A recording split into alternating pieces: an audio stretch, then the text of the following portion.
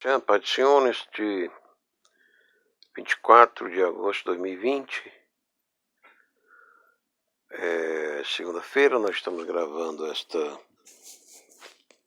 homilia flash para falar um pouco sobre milagre eucarístico e especificamente sobre o milagre eucarístico e a relação com o texto da carta de João e do Evangelho de João, e também um pouco sobre as cartas de Paulo, 1 Coríntios.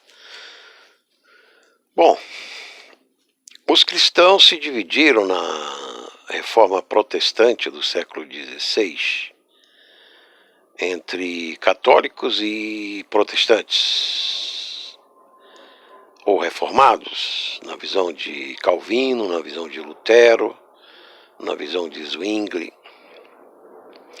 E esses dissidentes, da Igreja Católica Romana, eles tiveram diversas versões sobre o dogma católico romano da Eucaristia, chamado transubstanciação, que significa que a hóstia, depois da consagração, é o corpo e o sangue de Jesus Cristo.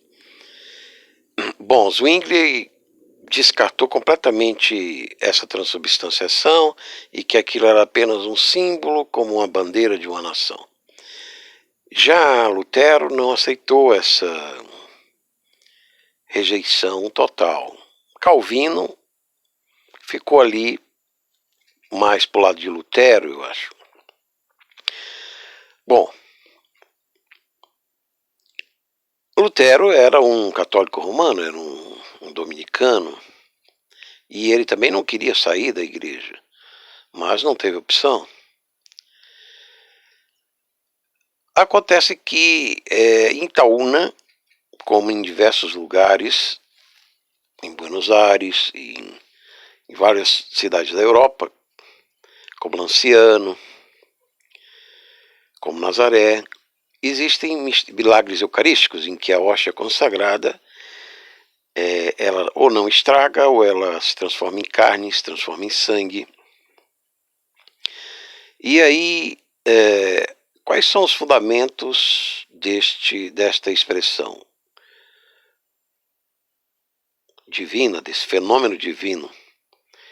Está lá em João 6 e também na carta de João, 1 João, não é? E no Evangelho, ele diz que Jesus veio em carne, né? O verbo se fez carne, logo o verbo da vida, logos ton zoe, em grego. Então, Jesus ele é o aplicativo na linguagem hoje tecnológica, de celular, de computador. Jesus é o aplicativo da vida biológica. Ele é o app que faz a vida biológica. E também a vida espiritual, a vida psíquica, a vida espiritual do espírito acima da psique, acima da mente.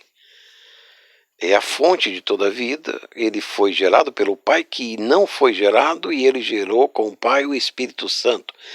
Ou ele expirou na linguagem teológica.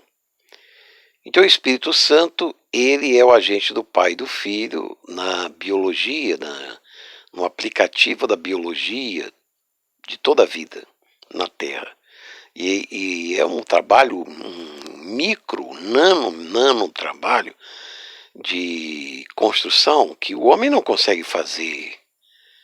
Não é só agora, no nosso século, que o homem consegue mexer um pouquinho com o gene aqui, outro lá, mas todo esse trabalho é muito complexo e só muitos grandes especialistas, com grandes investimentos e grande laboratório. Você veja a confusão que está dando esse vírus artificial aí que foi feito para destruir a humanidade lá no laboratório de Wuhan. Os próprios países desenvolvidos estão com dificuldade de enfrentar essa engenharia genética do mal, comunista e satanista do mundo. E aí, o que nós vemos?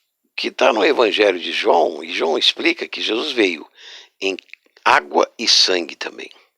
Não somente água, mas água e sangue. Então, João, ele é muito claro, o corpo de Jesus mais de 80% era água. Mas João chama a atenção também em sangue. Sangue é a construção mineral, química e genética do modelo do corpo, do ser criado. Então, estava tudo ali, nas palavras da época do primeiro século, toda a ciência que hoje nós vemos, e assim concorda com a carta de Paulo, que diz que em Cristo está toda a ciência, e todo o poder da ciência, né? E toda a criação da ciência. E o milagre eucarístico, que transforma em sangue a hóstia, é exatamente a vinda de Cristo em sangue, não é? Em carne, em água. Porque a água é o meio, é o fluido desse sangue.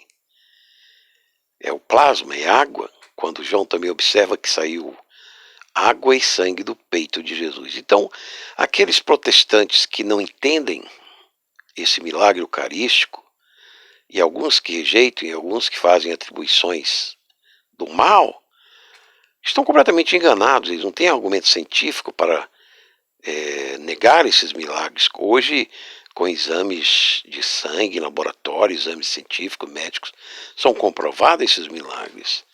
Como de Lanciano, foi guardado por séculos, né? 13 séculos que tem, 12 séculos tem esse milagre, e só no século passado foram feitos os exames e comprovados. Inclusive o tipo AB, que é sangue da maior parte da genética judia,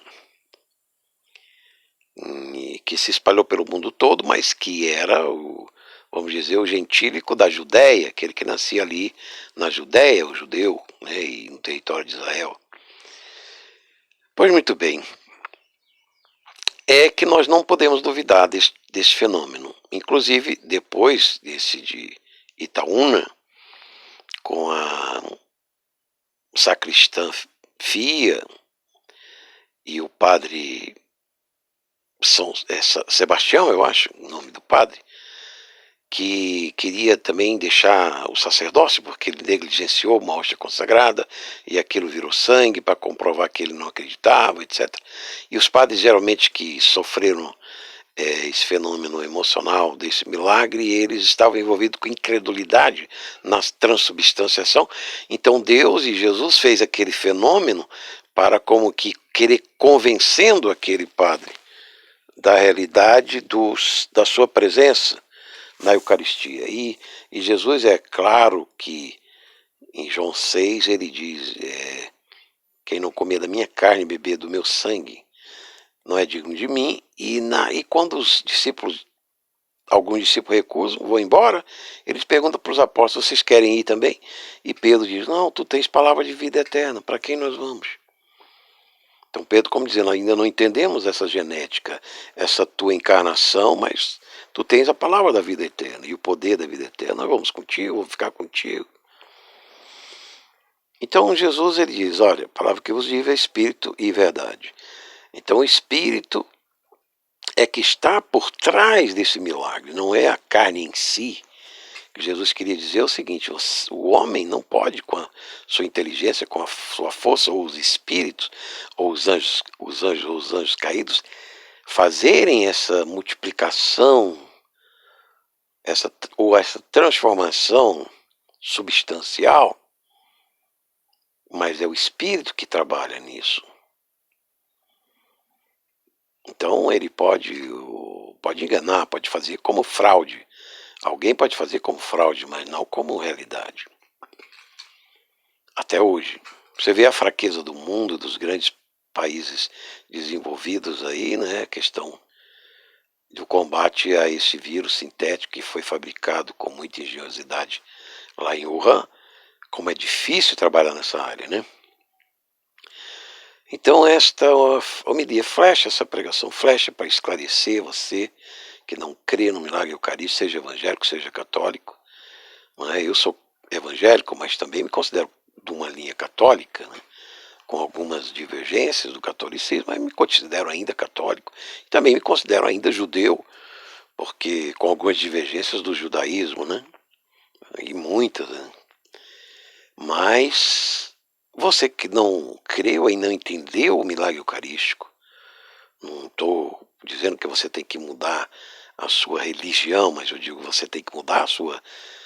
Eu quero convencer você de mudar a sua concepção sobre o milagre eucarístico, indiferente dele acontecer numa igreja católica, numa igreja evangélica, né, que é ali que está mostrando e provando a presença de Cristo, a presença de Deus.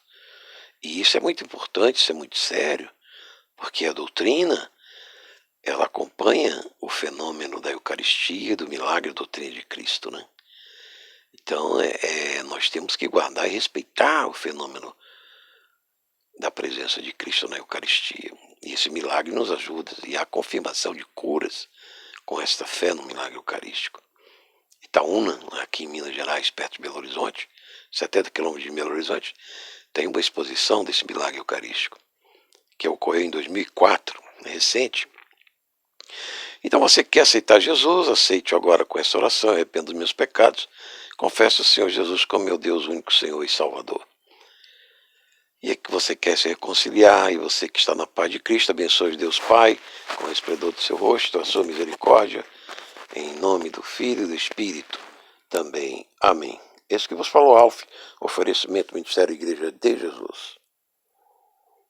Rádio Voz de Jesus.